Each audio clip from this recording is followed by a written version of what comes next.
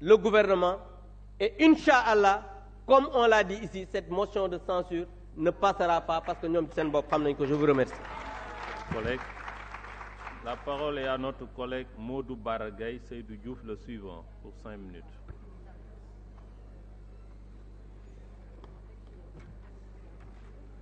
Monsieur le Président, Monsieur le Premier ministre, Mesdames, Messieurs les membres du gouvernement, Monsieur le Premier ministre, effectivement, le hasard du calendrier vous ramène devant la représentation nationale après seulement 72 heures. La raison, vous le savez, c'est une motion de censure déposée contre votre gouvernement et je pense qu'on aurait pu l'éviter si vous aviez suivi les recommandations et les demandes exprimées par les députés, principalement ceux de l'opposition, lors de votre déclaration de politique générale du 12 décembre, en engageant votre régime dans la voie de la pacification de l'espace public et dans la voie de l'apaisement des tensions.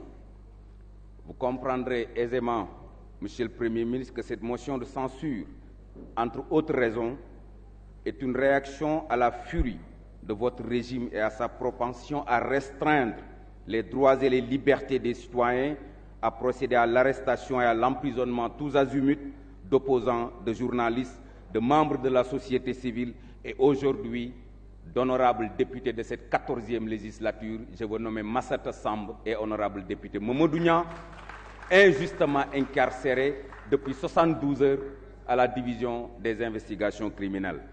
Personne n'est à l'abri, aucun député n'est à l'abri.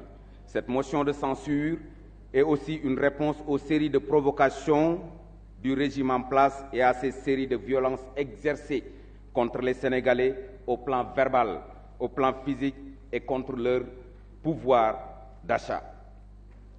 Vous avez certes essayé de diminuer les prix des denrées de première nécessité pour faire face à la vie chère dès après votre nomination à la tête de la primature.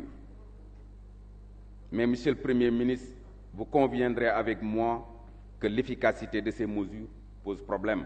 Monsieur le Premier ministre, dans mon intervention du 12 décembre, je vous ai dit que vous aviez du pain sur la planche du fait d'un contexte difficile de votre nomination. Et ce, malgré votre expérience et malgré certaines compétences avérées dans votre équipe, mais malheureusement, vous n'avez pas suivi mon regard. Il est clair, Monsieur le Premier ministre, que vous gérez des conséquences et les errements d'un régime qui sont certes antérieurs à votre nomination comme Premier ministre, mais vous allez devoir les assumer. Cette motion de censure en est la preuve. J'avais également exprimé mes préoccupations quant au sens que vous donnez au combat et que vous allez mener en tant que gouvernement de combat. Un combat dont j'ai la certitude n'ira pas dans le sens de la pacification de la vie publique, une pacification qui devrait pourtant vous amener dans le sens de la libération des détenus politiques et l'arrêt des arrestations arbitraires. Vous n'avez pas voulu vous engager sur la question. Monsieur le Premier ministre, vous étiez sans doute submergé par votre envie de démontrer à la face du monde que le régime du président Macky Sall a bien travaillé côté infrastructure.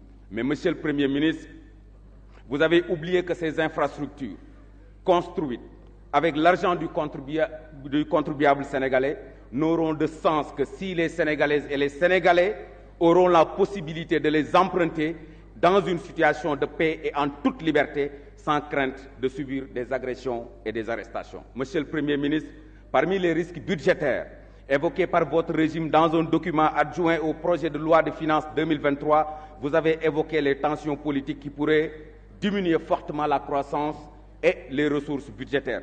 Vous n'en avez pas tenu compte. Avons-nous besoin de tensions politiques dans ce pays? Je dis non. Qui en serait l'instigateur? Vous pouvez me le dire, mais la sagesse Wolof nous enseigne que Khodiko Balangay Lakale. En d'autres termes, mieux vaut prévenir que guérir. Nous l'avons compris, Monsieur le Premier ministre. C'est la raison pour laquelle nous sonnons l'alerte tous les jours.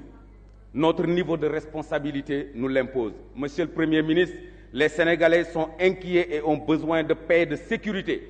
Ils ont également besoin d'être rassurés afin de vivre dans la sérénité, à défaut de pouvoir disposer d'un pouvoir d'achat conséquent qui les sortirait de la pauvreté. Les Sénégalais ont besoin d'un gouvernement qui apaise les tensions et les cœurs dans un contexte où le Sénégal se retrouve dans une ceinture de feu et dans un contexte où les menaces sur notre vivre ensemble se densifient dangereusement. Monsieur le Premier ministre, apaisons, oui, apaisons car les signaux sont au rouge et il va falloir les ramener au vert en toute urgence. Il y va de la responsabilité. Monsieur le Premier ministre, je voterai pour l'adoption de cette motion de censure. Si cette motion de censure passe, votre gouvernement tombe.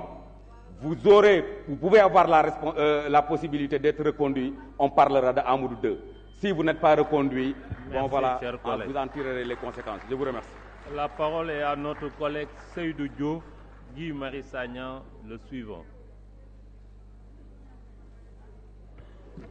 Je vous remercie, Monsieur le Président, Monsieur le Premier ministre, Mesdames, Messieurs les membres du gouvernement.